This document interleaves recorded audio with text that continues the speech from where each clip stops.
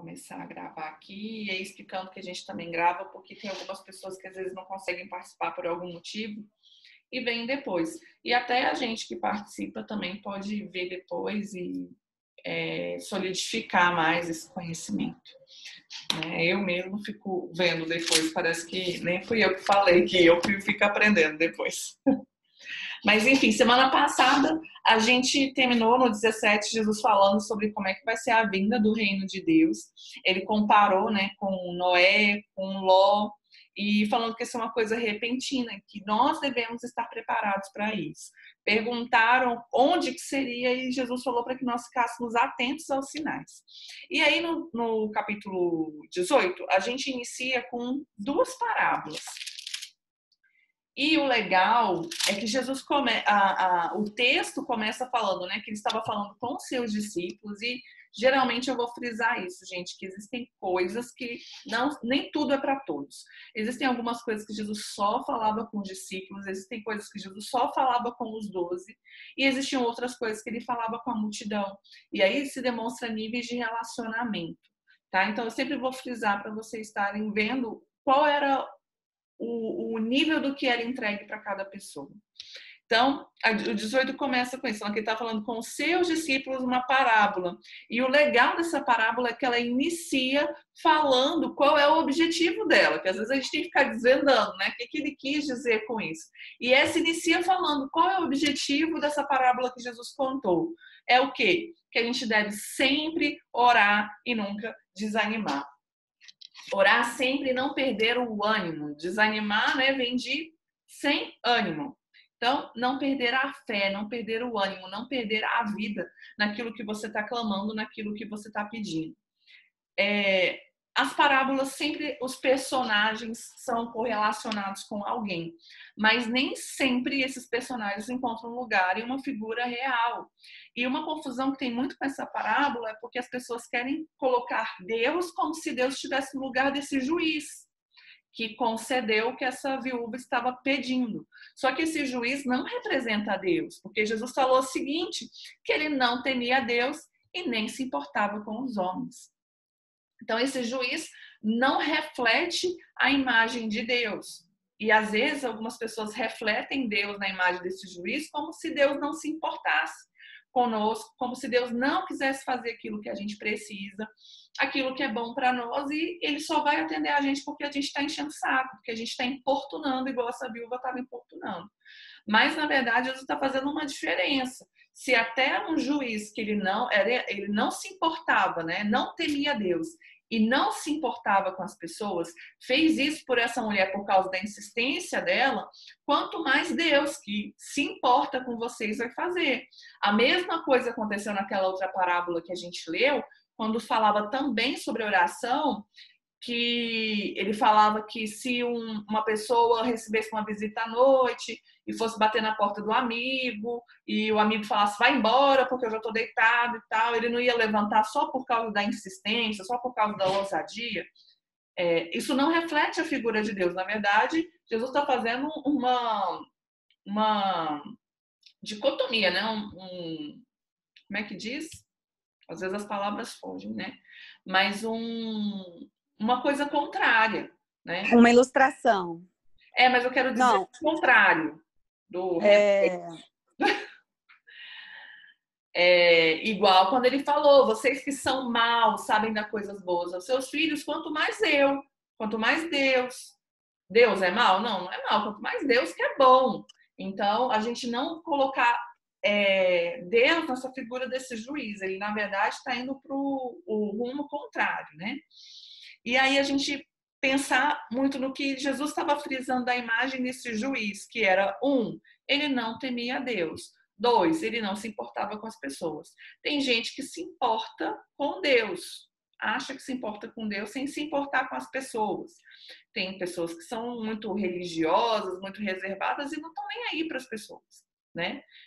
Apesar de que é impossível você cultivar um relacionamento com Deus sem você se importar com as pessoas. E tem gente que se importa muito com as pessoas, que é muito paradoxo. Obrigada, Ana, é isso mesmo. Esse paradoxo que Jesus estava fazendo. E tem gente que é muito generosa, que se importa e tal, mas que nem acredita em Deus, não se importa com Deus. Então, esse juiz não tinha nenhum dos dois lados, né? Então, ele é o contraste, eu anotei aqui, contraste, era essa palavra, de quem Deus é. Ele não respeitava quem era igual a ele, nem quem era superior a ele. Então, ele não respeitava nem a Deus e nem aos homens, que eram no mesmo nível dele. Ele não tinha respeito pelo igual e também não temia se alguém pudesse puni-lo. Ele era autossuficiente, né, por ele mesmo.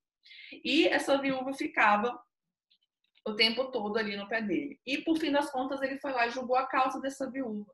Mas ele não julgou por causa dela, ele julgou por causa dele, porque ele não queria mais ser importunado. Ele não julgou porque ele temia a Deus ou porque ele se compadeceu da viúva, mas é porque ele não queria mais ser importunado. E aí, Jesus continuou falando. Ouça o que diz esse juiz injusto. Ele disse isso: acaso Deus não vai fazer justiça para aqueles que são escolhidos e clamam a ele de dia e de noite? Continuará fazendo esperar? Eu lhes digo, ele fará justiça e depressa. Contudo, quando o Filho do Homem vier, ele vai encontrar fé na terra? E o que ele estava dizendo? Existe sim um tempo de espera. Existe sim um tempo certo para a gente receber aquilo que a gente clama a Deus e aquilo que Deus tem preparado para nós. E Deus trabalha em nós esse momento da espera. A espera é nossa, mas para Deus é o momento certo. Aqui fala que ele fará justiça e depressa. Parece outra coisa que não tem nada a ver. Como é que ele está falando de esperar e falando que vai fazer depressa?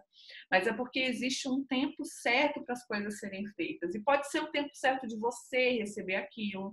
Pode ser porque Deus quer trabalhar em você nesse tempo da espera, porque a espera aperfeiçoa a nossa fé, nos fortalece a nossa fé, faz a nossa fé crescer. E Deus não tem interesse nenhum em fazer a gente ficar esperando inutilmente, ficar deixando a gente lá em banho-maria sem motivo nenhum. Existe algo que Deus está trabalhando enquanto a gente está esperando. E lá em Isaías 60, 22, foi o versículo que eu mandei para vocês lá no grupo. Lá fala o seguinte, tem uma série de promessas de Deus, e no versículo 22 fala o seguinte: na hora certa farei com que isso aconteça depressa. Então, quando chega a hora certa, Deus faz rápido, ele não tem interesse em ficar deixando a gente esperando, mas é porque tem uma hora certa de receber as coisas. Eu mandei lá no grupo da gente falando sobre esse versículo, sobre a questão de fazer a anotação, e aí eu queria compartilhar com vocês o que aconteceu, né, daquele texto. Eu estava grávida do Mateus, eu já estava assim, nas vésperas de ganhar, tinham me falado a primeira gravidez, tinham me falado com 38 semanas, eu já pudesse ficar preparada. Eu estava terminando a faculdade, então deu 38 semanas, eu ainda ia apresentar minha monografia, então assim, foi a gravidez inteira aquela tensão, né? Tinha que dar tempo, porque eu não podia parar. Imagina, eu parar às vésperas de apresentar a monografia e ter que esperar um semestre, né, para voltar. Então eu estava naquela agonia, minha orientadora também naquela agonia. Acabou que eu consegui apresentar tudo e o Mateus não nascia. Aí fiquei em casa uma semana e o Mateus não nascia. E eu comecei a orar, né? Falei assim, Deus, não me deixa esperando, eu já tô agoniado, deixa esse menino nascer logo e tudo. E Deus me deu esse versículo, falou, olha, na hora certa eu vou fazer com que aconteça depressa.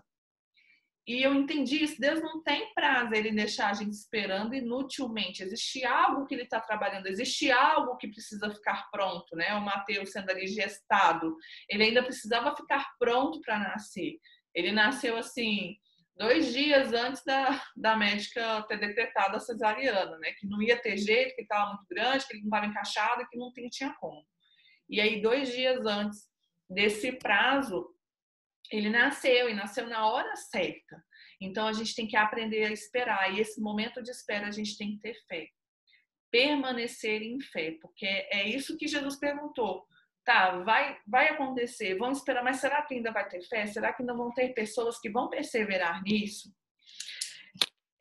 A espera é a prova da nossa fé. Então, esse primeiro texto está falando o seguinte, que a gente deve orar sempre e não desanimar. Porque Deus se importa conosco como Pai.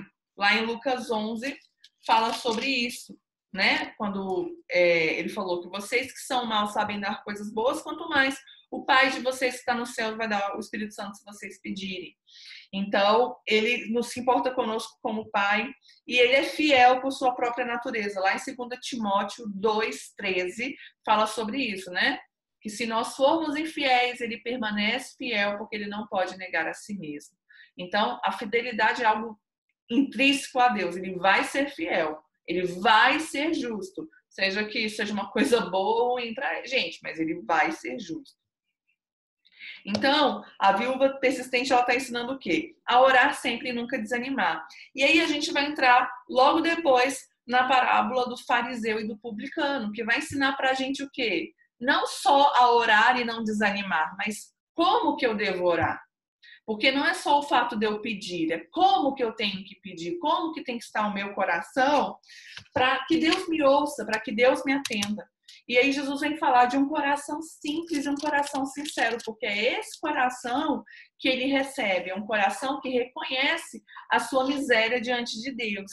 Aqui fala o seguinte, ó, há alguns que confiavam na sua própria justiça e desprezavam os outros. Lembra que o juiz também não se importava com os outros? Aqui chegam pessoas que confiavam em si mesmos, que seriam salvos, acreditavam em Deus, beleza.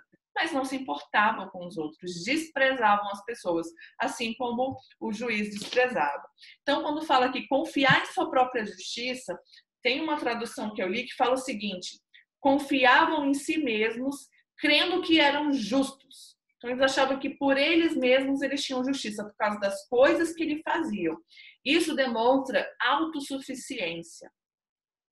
E desprezar dos outros demonstra esse sentimento de arrogância. Então, eles confiavam que por suas próprias obras eles eram salvos, eles se sentiam merecedores, como se Deus devesse algo para eles, porque eles estavam fazendo as coisas todas corretas. Lá em Isaías 64, no versículo 6, diz o seguinte, que todos os nossos atos de justiça são como trapo de imundície. O que isso quer dizer? Que tudo que a gente possa fazer de bom ainda não é suficiente diante de quem Deus é. Então, tudo que a gente pode fazer de bom tem que vir dele, porque se vier de nós mesmos, vai vir corrompido, porque a natureza humana é corrompida. Em nós não pode haver espaço para orgulho e autossuficiência, porque tudo que nós temos ou fazemos vem de Deus. A Bíblia fala o seguinte, que todo dom, toda boa dádiva, todo bom dom perfeito vem de Deus. Então, tudo que houver de bom em nós não vem de nós mesmos, vem de Deus, da natureza de Deus em nós. A autossuficiência, ela está arraigada no coração do homem. Foi esse sentimento que impulsionou o pecado de Eva lá. Porque o que a serpente falou para Eva lá no jardim do Éden? Lá em Gênesis 3:5 está escrito o seguinte, ó, e serei como Deus, conhecedores do bem e do mal. Deus sabe que vocês não vão morrer, Ele sabe que o dia que vocês comerem, vocês vão ser igual a Ele. Vocês não vão mais precisar depender do que Ele fala, depender do que Ele diz que é certo ou do que Ele diz que é errado. Vocês mesmos vão poder decidir por vocês. Esse é o espírito de autossuficiência que ficou arraigado no todo ser humano, depois do pecado, que o pecado entrou na humanidade. E aí o que aconteceu? Os dois foram para o templo. Os dois foram para o mesmo lugar, o lugar onde se buscava Deus. E não é sobre onde você está, é sobre como está o seu coração. A gente vai falar muito sobre isso, que Deus está olhando para o nosso coração. Não são atitudes ensaiadas, não são palavras performadas. Deus conhece o nosso coração e é isso que vai importar diante dele. A Bíblia fala do joio e do trigo. Os dois foram plantados no mesmo lugar. Os dois eram muito parecidos. O joio, até algumas semanas atrás, a gente já estava fazendo um estudo de João. Circulou aquele vídeo, a Pri até mandou pra gente, que mostrava o joio e o trigo, um raminho. E mostrava como eles são parecidos. E aí a pessoa vinha, esmiuçava e mostrava que o joio esfarelava todo e o trigo tinha semente, mostrando qual era a diferença dos dois. Então, os dois estavam no mesmo lugar, os dois tinham uma aparência muito semelhante, mas um era real e o outro era falso. Então, às vezes a gente se espanta, tem gente que se escandaliza, tem gente que desvia, que sai da igreja por causa da atitude que alguém teve dentro da igreja. Às vezes as pessoas falam, esse povo de igreja é pior do que o povo do mundo. Gente, vai ter doente lá, vai ter pessoas que precisam, vai ter pessoas que acham que não precisam, né? Acham que só tem para dar, para ensinar, que não precisam se consertar, como esse religioso fariseu. Mas a nossa visão, nosso foco não está nisso, a gente está olhando para o Senhor. E se tiver pessoas que vão falhar conosco dentro da igreja, dentro de uma célula, dentro de um lugar onde você esperava que só saísse coisa boa, não se engane. O joio e o trigo estavam no mesmo lugar. Esse religioso arrogante que desprezava as pessoas estava no mesmo lugar de que um publicano pecador. Então, Deus está olhando para o nosso coração, o que a gente tem para oferecer. O fariseu, ele era honrado entre os homens, né? Ele era uma pessoa importante, as pessoas abriam espaço para ele passar, ele era reconhecido diante das pessoas.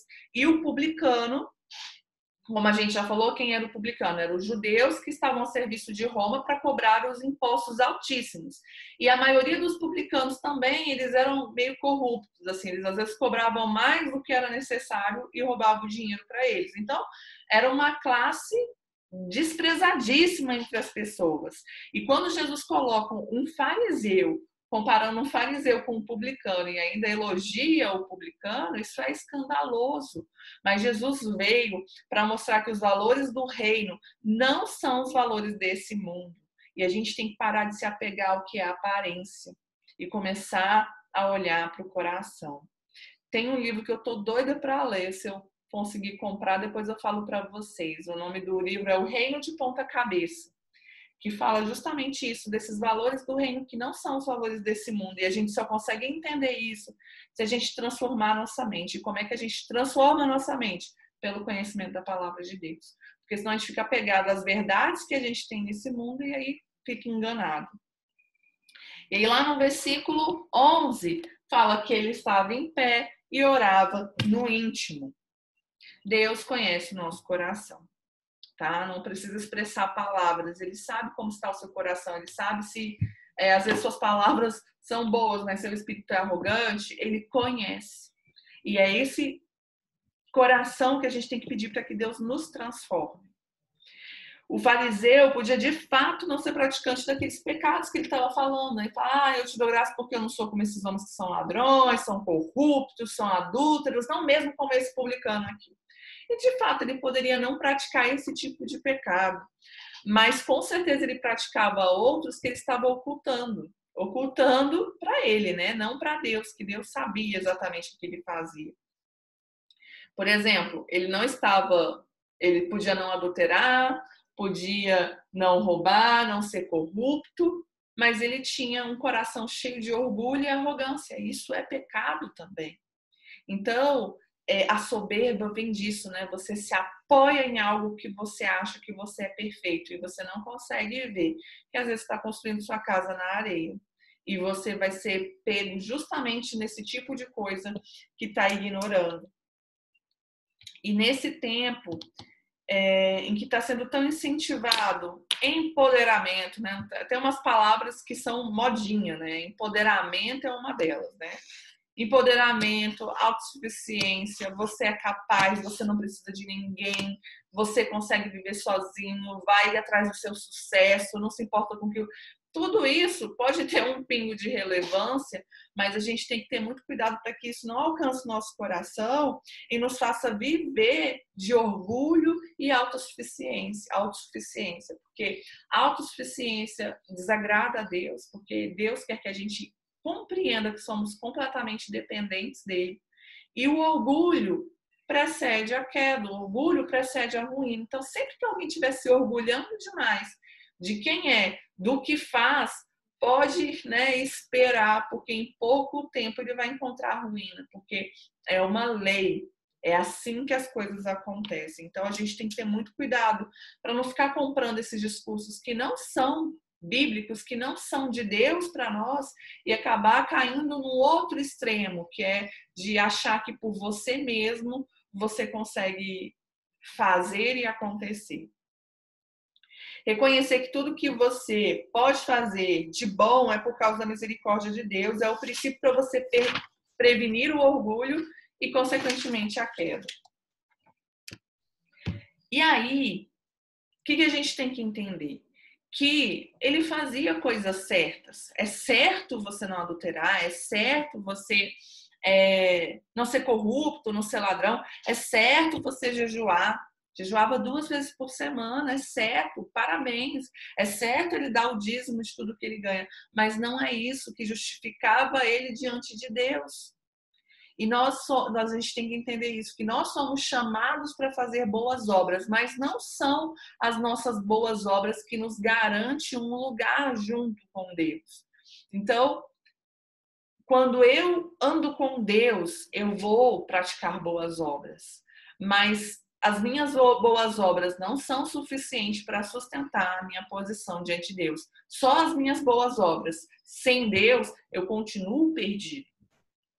Lá em Tito 3, versículo 3 até o 8, fala sobre isso e fala o seguinte, que nós fazemos boas obras porque fomos justificados com Deus.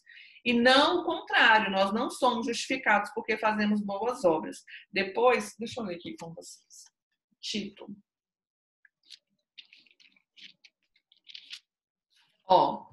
Fala o seguinte.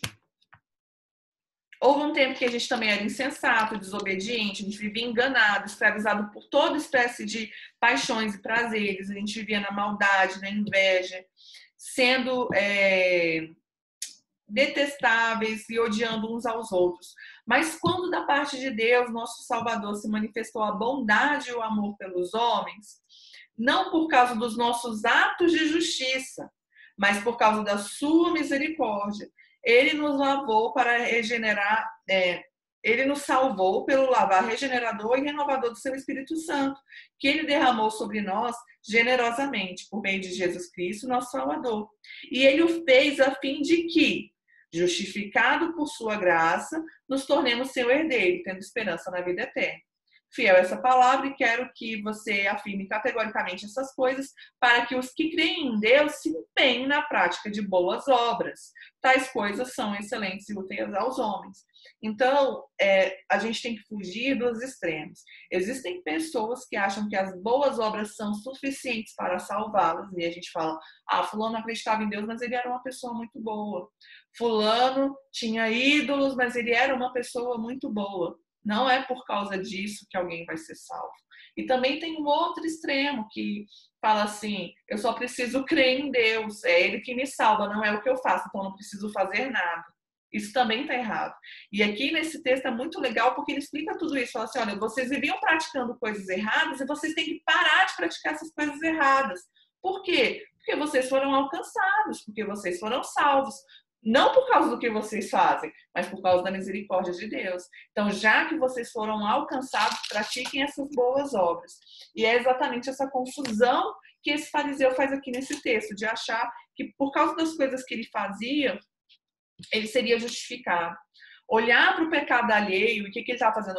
Olhando para o pecado dos outros. Ele não olhou para si em momento nenhum. Ele falou, te agradeço porque eu não sou igual a esses. Olhar para o pecado dos outros com julgamento e desprezo é não reconhecer que a mesma misericórdia te alcançou e que também está disponível para aquela pessoa. É você achar que você é bom por você mesmo.